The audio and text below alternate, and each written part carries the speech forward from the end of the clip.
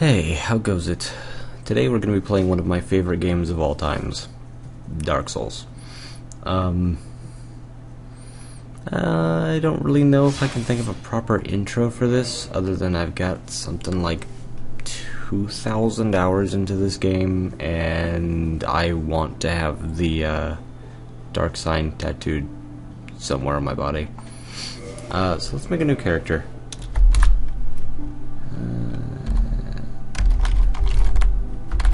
There we go. We'll just name him Adventurer. I have tons of characters and I don't want to get it mixed up. We'll go male. I haven't thought of what kind of build I'm going to be playing on this Let's Play. It's kind of just going to be a do whatever I feel like doing as we go along kind of thing. And it doesn't really matter what I pick. I could pick Deprived as my starting point because it's kind of well-rounded into everything. But I think I'm going to pick Bandit, because it's got a lot of strength, and I'm probably going to end up needing a little bit of that for whatever I pick. Gift.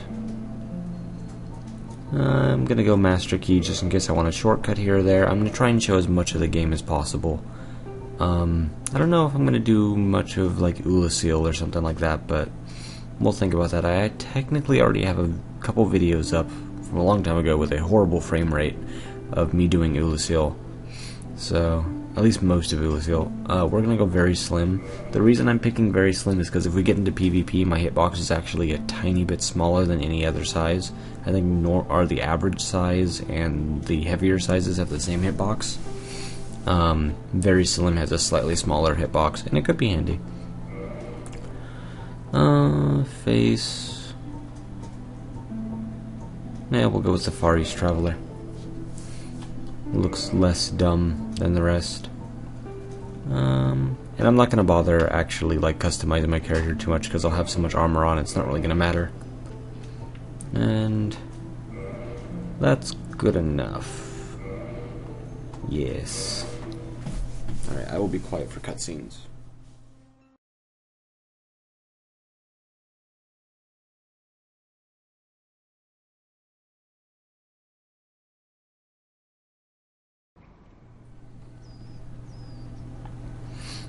So for some reason, people claim that this game has no story. Yes, indeed.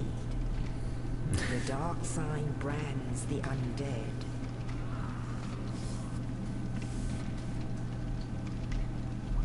And in this land, the undead are corralled and led to the north.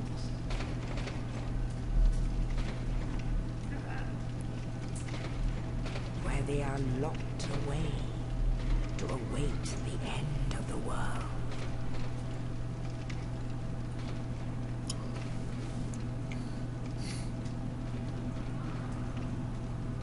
This is your fate.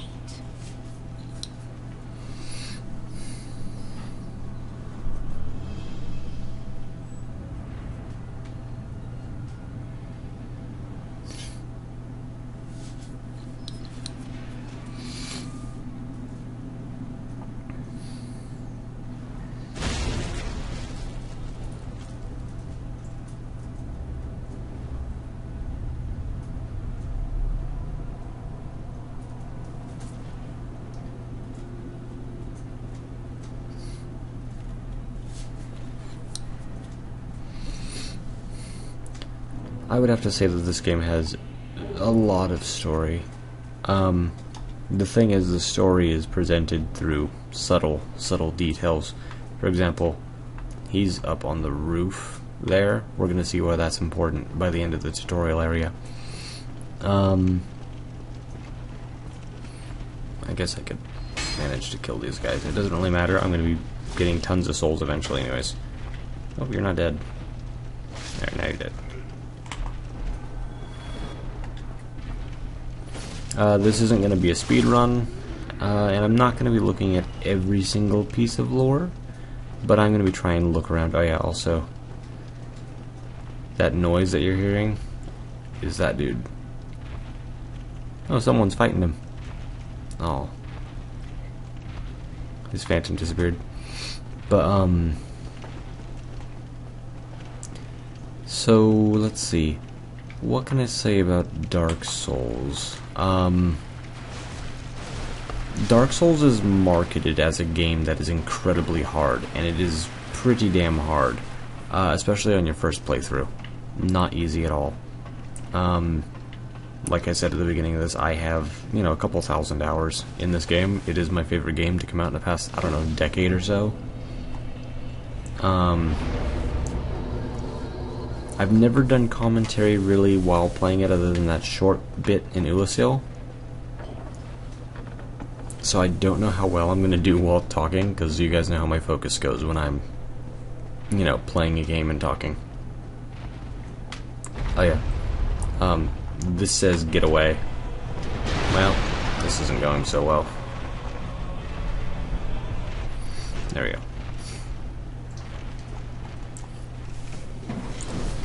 Originally what would happen is you'd walk over, see that, he'd drop down, and, you'd go, oh shit, and run away. I'm gonna try to not, do the speedrunning stuff that I normally do when I'm making a new character, because normally I go through this so quickly that I skip a bunch of stuff. Whoa, what's going on there? There we go. And I'm going to try really hard to not skip a bunch of stuff. That being said, there's no guarantee.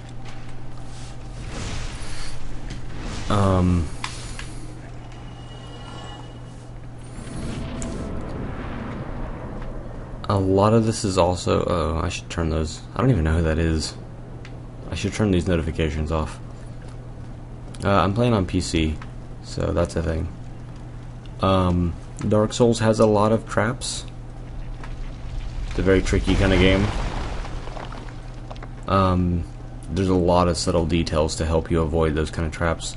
Remember how I said this guy was on the roof earlier? Well, let's talk to him real quick. Oh, you. You're no hollow. Thank goodness. I'm done for, I'm afraid. I'll die soon, then lose my sanity. I wish to ask something of you. You and I, we're both undead. Hear me out. So what he means by the fact that he's gonna lose his sanity after he dies is when when an undead dies and they lose all hope, they hollow out. They go crazy. They turn into those guys that we've been seeing running up through here, and they just become these feral, savage, human-like beings. And he's afraid of that happening, so he wants me to listen to him before he dies. Regrettably, I have failed in my mission, but perhaps you can keep the torch lit. There is an old saying in my family: "Thou who art undead art chosen, and thine exodus from the undead asylum maketh pilgrimage to the land of ancient lords. When thou ringest the bell of awakening, the fate of the undead thou shalt know." Well, now you know. And I can die with hope in my heart. Oh, one more thing. Here, take this. An Estus flask. An undead favorite. Oh, and this. Now I must bid farewell. I would hate to harm you after death. So go now. And thank you. So he gave us an Estus flask, which is, it's a bottle that keeps fire from the bonfires in it, and we can drink it. People in the community affectionately refer to it as Sunny D. If you notice, this big iron ball crushed through this wall here. There's no other way in here, and he was on the roof earlier. He came through that hole, and he's pretty messed up now. So we're gonna continue along this way. Oh, and he just died, if you heard that sound effect. And gave us 100 souls for him dying. If we go back down there, which I'm not going to right now, but if we were, he wouldn't be there. He just simply would have disappeared. And he gave us the key that allows us to go through this door. So basically here in the asylum, undead have just been left here kind of to rot until the end of the world happens.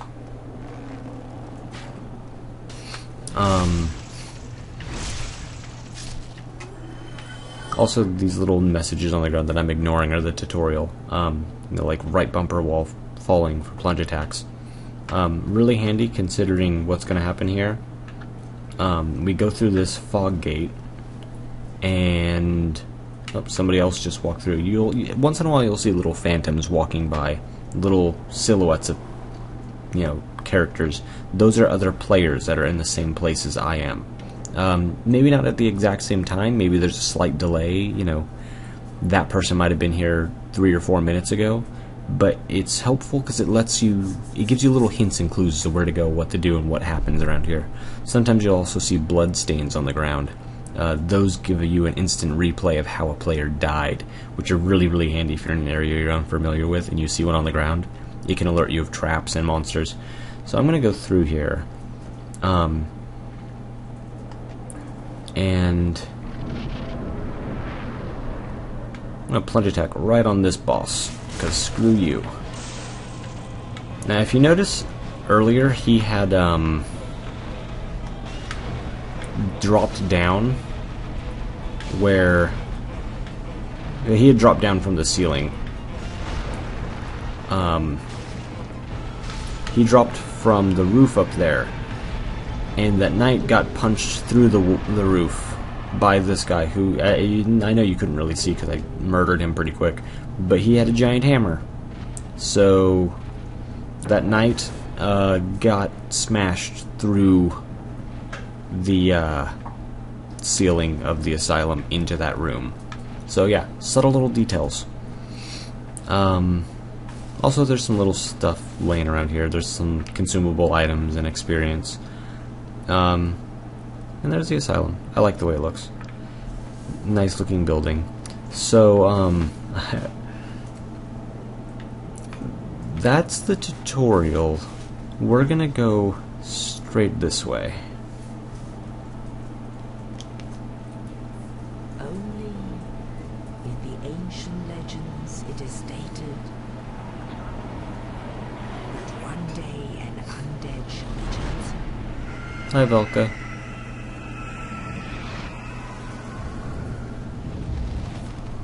To leave the undead asylum in pilgrimage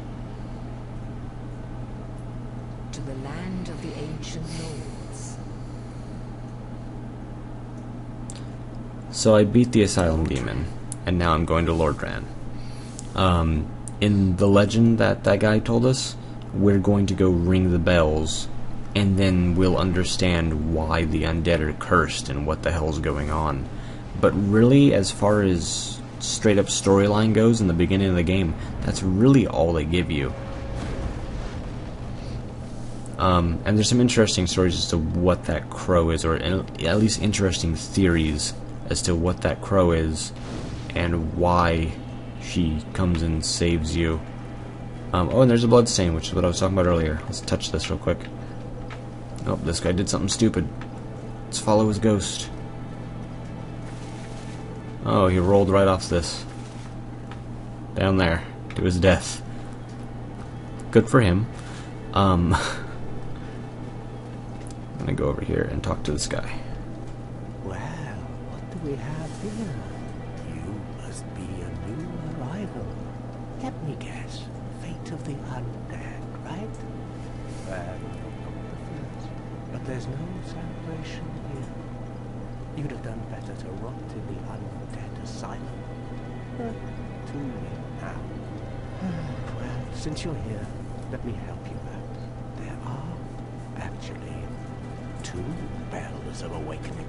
One's up above in the undead church. The other is far, far below, in the ruins of the base of Blight Town. Ring them both, and something happens. Brilliant, right? Not much to go on.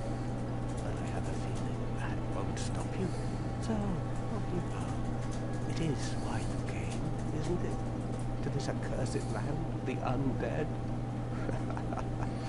Yup. Very brilliant.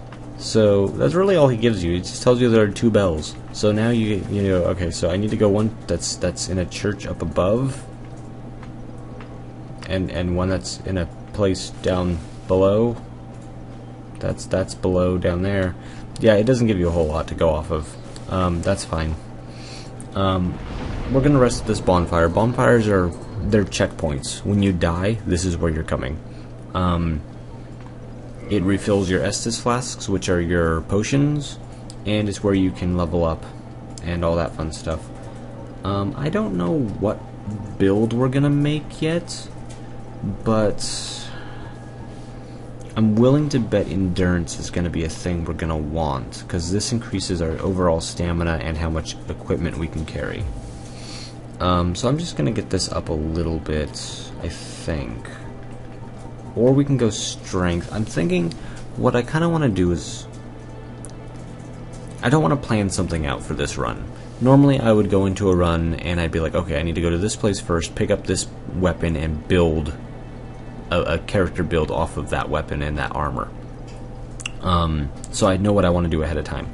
But since I'm going to be going through the game fairly linearly, and by that I mean I'm going to go through the easiest, most common path that people go through, I don't want to go ahead and, skip stuff to go get a weapon that I know I'm going to want. I'm just going to kind of roll with it,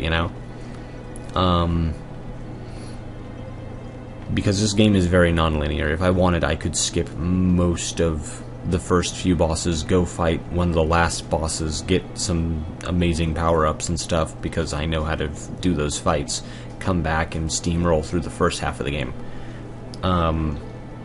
But I don't really feel like doing that. What I am going to do is I'm going to raise endurance right now. And I don't know why, and I don't know what I'm going to be getting out of it, but that's my choice right there. I'm going to pick up those. Those are humanity. I'll explain what those do when we actually get to the point where I'm going to need to explain what those do. So this is Firelink Shrine. This is our hub. As we rescue NPCs throughout the game, they're going to show up here. And there'll be merchants and helpful people and sometimes not so helpful people, and it'll be nice. This is Petrus. I don't like Petrus. Hello there. I believe we are not acquainted. I am Petrus of Thunderland. Have you business with us? If not, I'd prefer to keep a distance, if possible. He's kind of an asshole, but he's not that bad. Hello there. I realize that I have requested that we retain our distance, but I also want you to know that it is not meant in ill will. Here, take this, as a token of peace. No, go ahead. It's for you. So, Petrus is a monk. Right. You again. Oh, I have to await my companions here anyway. So what if I were to teach you some miracles? Would that please you? It would, but I'm not interested right now. That is a shame. But each to their own. Speak to me if you have a change of heart. But he's a monk. He's waiting for his fellow monks and some other friends, and then they're going to go do their mission here in Lordran. A lot of people end up having missions in places like this, it seems. The Way of White does that and stuff. Here I'm going to just go grab some items that I know of. I don't know if I'm going to need them, but I know they're here. That's the elevator. It's a shortcut to the first real big boss zone, the Gargoyles. There's a couple bosses before that, I think. There's the Taurus Demon. I actually have to stop and think what the natural order that people normally go in is, because I skip most of the things and run around and do things out of order all the time. Now, these are some subtle things, and I'm going to refer to this later, like much later in the story of the game, maybe. Yet again, I don't know exactly how I'm going to go about doing things, but just remember what we found here. We got some Homeward Bones, which are basically portal scrolls, or like Homeward kind of recall scrolls. We got some equipment, a spiked mace like the one that Petrus had, and a talisman, which is used for casting miracles, and some cracked red-eye orbs. Let's look at those cracked red-eye orbs. Let's see.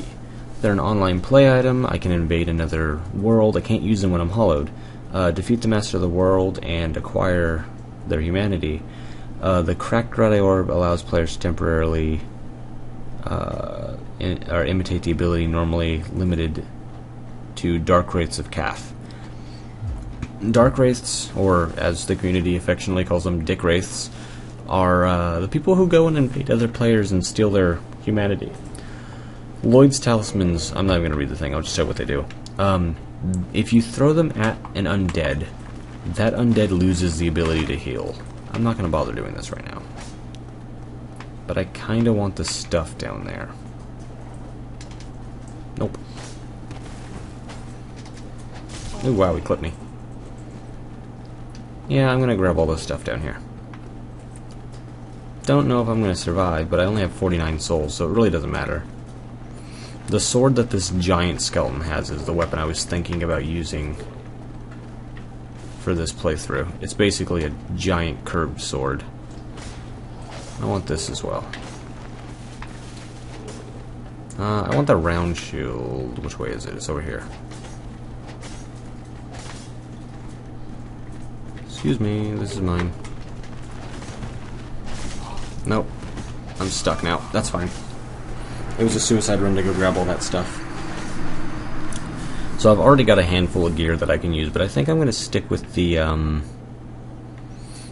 axe that I've got. I really like this axe. It's a great starting weapon. Oh wow, and we're already up on 25 minutes. So, and there's a player sitting at the bonfire. He looks like he could be a sorcerer starting out. So that's the thing. I'm just going to sit here. We're going to end this episode here because I want to keep them under half an hour each.